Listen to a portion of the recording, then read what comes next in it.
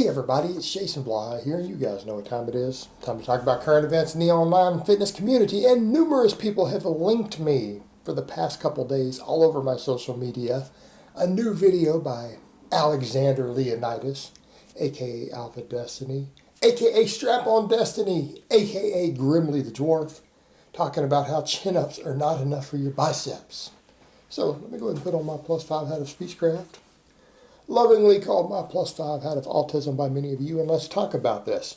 Now, as far as is that a true statement, you know what, that entirely depends. It entirely depends on, number one, your genetics, number two, total workload, how advanced you are, all of those things. And actually, the truth is there are a lot of guys who have really, really massive biceps who do nothing but chin-ups and rows for them.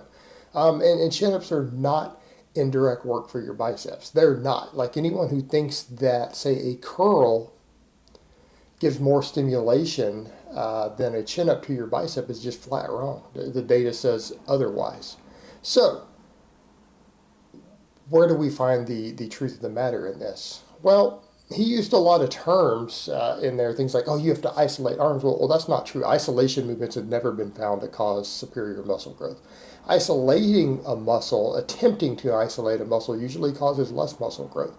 And I make that statement very broadly because you can't isolate a muscle. That is a make-believe bodybuilder word. Make-believe bodybuilder word. I'm not saying you can't do smaller exercises, and we'll jump into that in a minute. But he tried to say that, look at him as an example. Look at him as an example. That he got his chin-up and pull-up strength to this, and his arms barely grew. And it's like, no, your arms grew a lot. Alex, it's just the issue is to do with your frame size. All right, that's your structure. It's your frame size. Your arms have grown a lot. Like how big you honestly think they're going to get. And that's the reality that people need to let sink in. That's what people don't get, and it's not just gear, because let's not even get into whether he's a fake natty or not in any regard. What you guys need to understand when you look at bodybuilders and you think of their arm size, they're on massive amounts of drugs. It's not just steroids anymore, okay? Number two, what's the preferred bodybuilder method? He's like, well, that's not how bodybuilders do it. The preferred bodybuilder method is to just inject your biceps. Every single pro bodybuilder you see up there on a stage pins their biceps. All right, they are pinning stuff directly into their biceps, triceps, delts. That is the norm.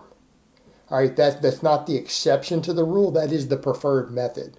There are probably more guys up there who pin their biceps with something than guys who actually do a chin-up of any type. Okay. So just because something is the preferred method of bodybuilders should not be what we use to determine what everyone else should do. Because bodybuilders do a lot of things specifically because some of the side effects and problems of their drug abuse makes it hard to do certain types of conventional training. Right? So you can't base everything on what they do. You can't do that. That's actually a really, really uneducated way to go about things. But we need to talk about this point about curls, because I'm not going to say that curls are worthless.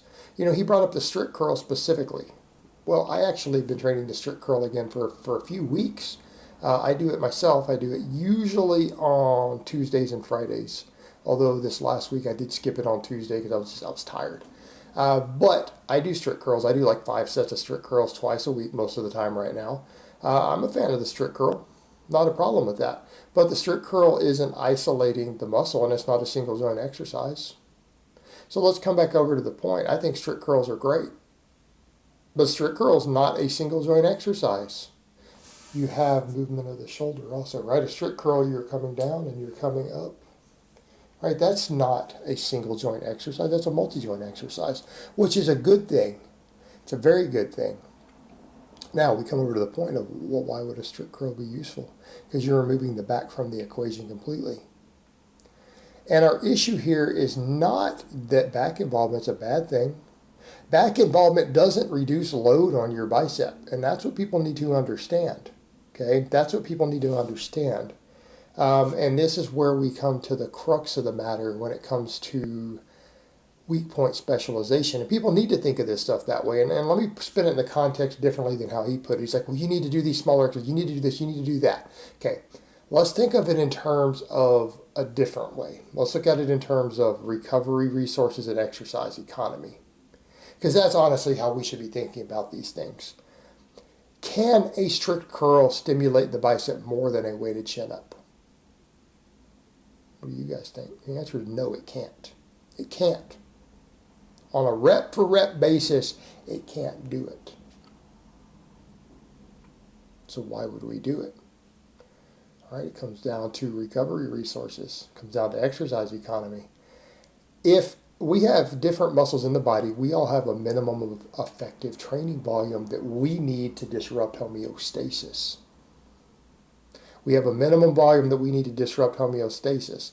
Now, early on at a certain threshold, you could probably get maximum development in your biceps. You might get maximum bicep stimulation for the first year you're in the gym, or 2 years off of a chin-up, actually, if your training volumes are high enough.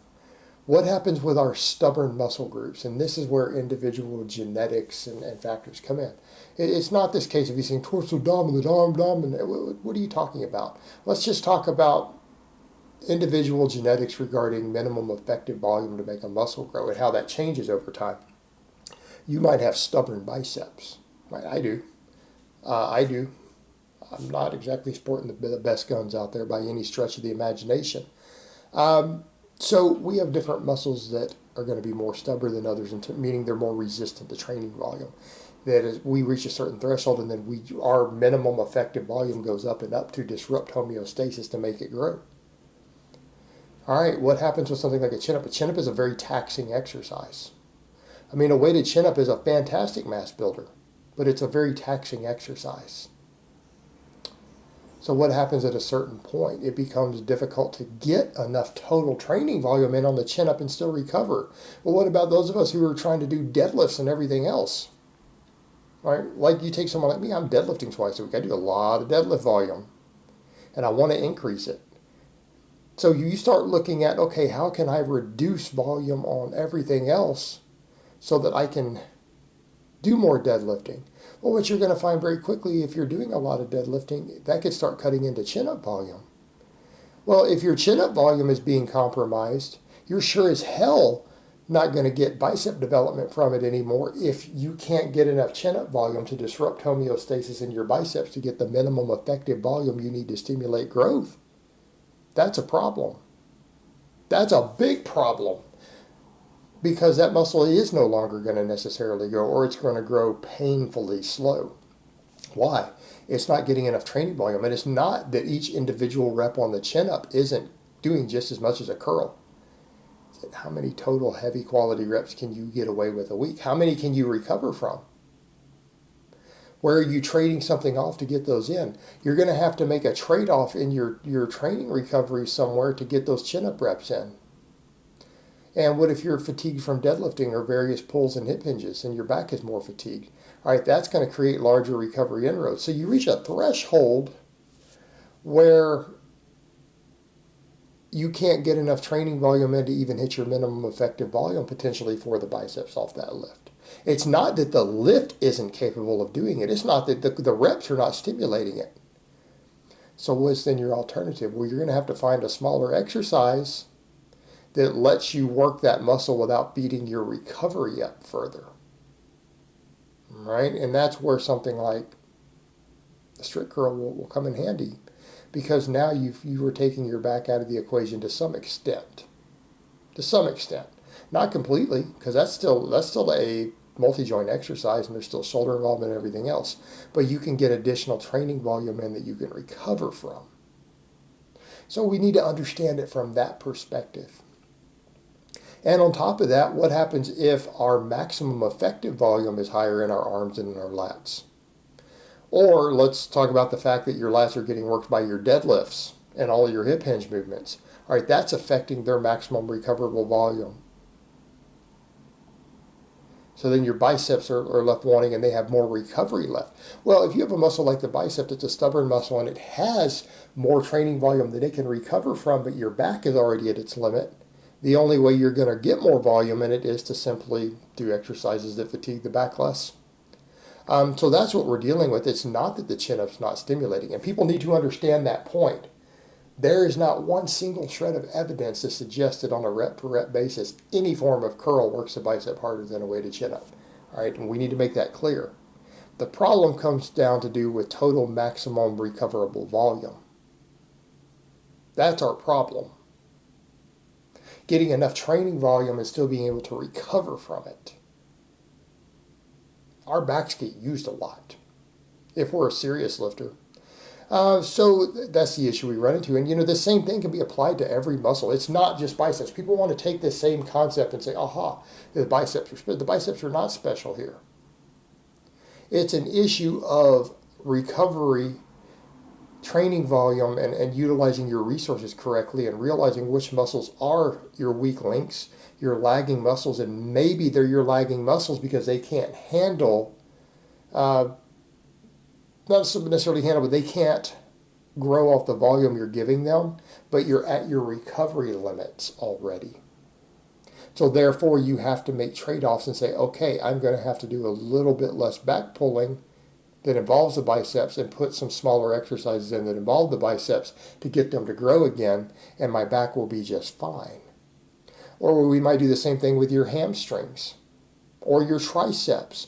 So the point is, the same concept applies to every muscle in the body. This is just how you structure programming as you get more advanced, and you have to understand that sometimes we are making a trade-off in these smaller movements between our total recoverable volume, the recoverable volume of different muscles, and the amount of volume that we need to stimulate new adaptation at the localized level as well.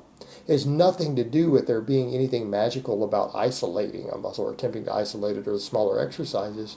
It has to do with just training economy and recovery. But we need to be very clear on that.